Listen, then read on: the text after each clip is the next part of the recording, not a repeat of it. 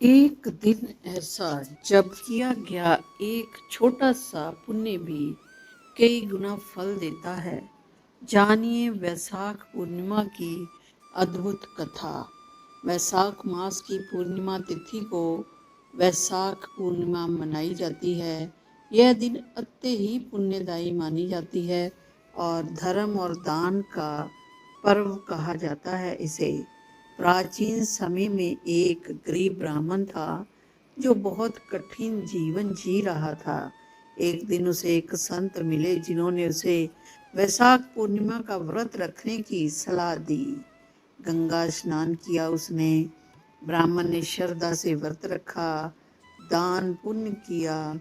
कुछ समय बाद उसकी गरीबी दूर हो गई, घर में सुख समृद्धि आ गई। यह सब इस व्रत के प्रभाव से हुआ। तो इसकी मान्यता है कुछ खास। इस दिन भगवान विष्णु की पूजा का विशेष महत्व है। गंगा स्नान को अत्यंत पुण्यदायी माना गया है। दान करने से कई जन्मों के पाप समाप्त हो जाते हैं। पूजा विधि: सुबह जल्दी उठकर स्नान करें, व्रत का संकल्प लें, भगवान विष्णु की पूजा करें, दीप धूप फल अर्पित करें, गरीबों को दान करें। इसके लाभ क्या हैं? वैशाख पूर्णिमा के व्रत के पापों का नाश होता है, धन और समृद्धि बढ़ती है, मानसिक शांति मिलती है, मोक्ष की प्राप्ति होती है। तो कथा का संदेश क्या है? दान और धर्म का महत्व समझें। सच्ची श्रद्धा से किया गया व्रत जीवन बदल सकता है। ईश्वर हमेशा भक्तों की सहायता करते हैं। अगर आप भी भगवान विष्णु के भक्त हैं तो कमेंट में जरूर लिखें, जय श्री विष्णु भगवान। बुद्ध पूर्णिमा भी कहते हैं। बुद्ध पूर्णिमा 1 मई 2026 को है। बुद्ध पूर्णिमा बौद्ध धर्म का सबसे पवित्र पर्व माना जाता है। इस दिन गौतम बुद्ध का जन्म, ज्ञान प्राप्ति और महापरिनिर्वाण तीनों घटनाएं हुई थी, इसलिए इसे अत्यंत विशेष माना जाता है। क्या आप जानते हैं कौन सी वजह थी जिसके कारण राज सुख छोड़कर गौतम बुद्ध ने तपस्या का मार्ग चुना? कैसे हुई उन्हें ज्ञान की प्राप्ति? आइए जानते हैं कथा में।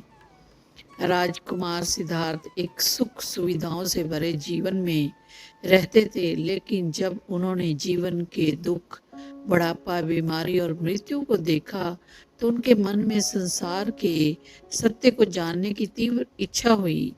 और सिर्फ 21 साल की आयु में सिद्धार्थ ने राजपाट का त्याग कर दिया और साधु का जीवन अपना लिया। सिद्धार्थ ने वर्षों तक कठिन तपस्या की, लेकिन उन्हें महसूस हुआ कि इतना कष्ट देने से ज्ञान नहीं मिलता। तब उन्होंने दूसरा मार्ग अपनाया जिसमें ना अधिक भोग था ना अधिक त्याग था। वे बोध गया में पीपल के पेड़ के नीचे बैठ गए और संकल्प लिया कि जब तक सत्य का ज्ञान नहीं होगा वे उठेंगे नहीं। गहरी साधना के दौरान उन्हें कई मानसिक परेशानियों का सामना करना पड़ा, लेकिन उन्होंने ध्यान भंग नहीं होने दिया और धैर्य रखा। फिर आखिरकार उन्हें सर्वोच्च ज्ञान प्राप्त हुआ। ज्ञान प्राप्त सिद्धार्थ बुद्ध के नाम से जाने लगे। बुद्ध ने अपना पहला उपदेश सारनाथ में दिया, जिसे बौद्ध ग्रंथों में धर्म चक्र प्रवर्तन कहा जाता है। एक बार बुद्ध अपने शिष्यों के साथ यात्रा पर थे। चलते चलते वे एक नदी के किनारे पहुंचे। वहीं उन्होंने देखा कि 4 विद्वान व्यक्ति कह रहे थे।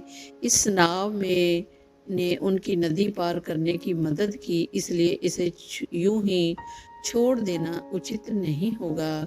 उनमें से एक ने सुझाव दिया, जब यह नाव हमारे इतने काम आई है तो हम इसके प्रति आभार जताना चाहिए। क्यों ना हम इस नाव को अपने सिर पर उठाकर साथ चल लें। बाकी तीनों ने भी इस बात से सहमति जताई और चारों ने मिलकर नाव को सिर पर उठा लिया और आगे बढ़ने लगे। रास्ते में लोगों ने इस अजीब घटना के बारे में पूछा। उन्होंने जवाब दिया कि उनका धन्यवाद देने का तरीका यही है।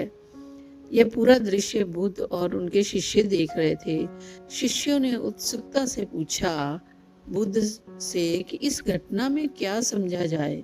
तो बुद्ध की सीख थी कि बुद्ध ने शांत स्वर में कहा कि उनकी अपनी सोच है, लेकिन इसमें एक गहरी सीख छिपी है। उन्होंने समझाया कि जीवन में हम जिन चीजों का उपयोग करते हैं अक्सर उनको मोह में फंस जाते हैं। यह लगाव हमारा चीजों की तरफ आगे बढ़ने से रोक देता है। जैसे नाव का उद्देश्य केवल नदी पार कराना था, उसी तरह जीवन की सुविधाएं भी केवल साधन हैं, लक्ष्य नहीं है। जब उनका काम पूरा हो जाए तो उन्हें छोड़ देना ही बुद्धिमानी है।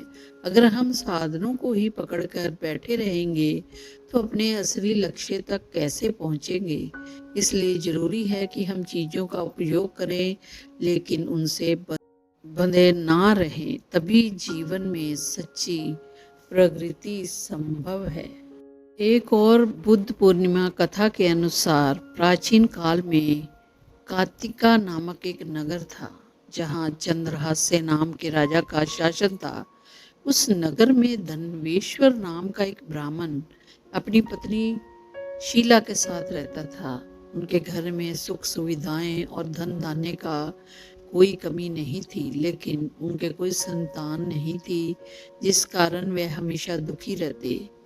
एक बार उस नगर में एक सिद्ध साधु आए। वे प्रतिदिन घर में भिक्षा मांगते और फिर गंगा तट पर जाकर उसका भोग लगाते थे।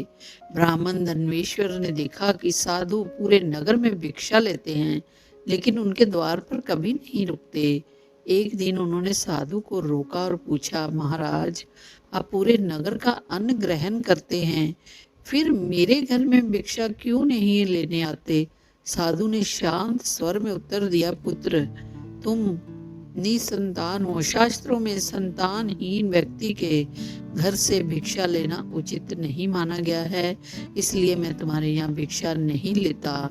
साधु की यह बात सुनकर ब्राह्मण के हृदय में तीर की तरह चुभी। उन्होंने व्याकुल होकर साधु के चरण पकड़ लिए और संतान प्राप्ति का उपाय पूछा। साधु को उन पर दया आ गई और उन्होंने कहा, तुम माँ चंडी की शरण में जाओ और 16 दिनों तक उनकी तपस्या करो। ब्राह्मण दंपति ने ऐसा ही किया। उनकी श्रद्धा से प्रसन्न होकर माता काली प्रकट हुई और उन्हें पुत्र प्राप्ति का वरदान दे दिया। माता ने उनसे कहा, पुत्र प्राप्ति के लिए पूर्णिमा के दिन व्रत करो और प्रत्येक पूर्णिमा पर दीपक जलाना, उनकी संख्या तब तक बढ़ाते रहना जब तक वे 32 ना हो जाएं। मां के आशीर्वाद से ब्राह्मण की पत्नी ने एक पुत्र को जन्म दिया, जिसका नाम देवीदास रखा। समय बीतने के साथ देवीदास बहुत बड़ा हो गया। उसे शिक्षा के लिए काशी भेजा गया। काशी में एक दिन ऐसी परिस्थिति बनी कि अनजाने में उसका विवाह एक कन्या से हो गया। देवीदास को ज्ञात था कि उसकी आयु कम है, इसलिए उसने विवाह के समय अपनी अल्पायु की बात भी कही, लेकिन विधि का विधान अटल था और विवाह संपन्न हो गया। कुछ समय बाद देवीदास की मृत्यु का समय निकट आया तो साक्षात काल उसके प्राण लेने के लिए पहुंच गए, परंतु काल लाख यत्न करने के बाद भी देवदास के प्राण ना ले सके। विवश होकर काल ने यमराज को सूचना दी। जब यमराज समय वहां पहुंचे और भगवान शिव व माता पार्वती से इस रहस्य के बारे में पूछा, तो महादेव ने बताया कि इस बालक की रक्षा उसके माता पिता के पुण्यों का फल कर रहा है। धनेश्वर और सुशीला द्वारा किए गए पूर्णिमा व्रत और माता काली के वरदान की शक्ति के आगे काल की शक्ति भी क्षीण हो गई। यमराज को वहां से खाली हाथ लौटना पड़ा और देवीदास को लंबी उम्र प्राप्त हुई।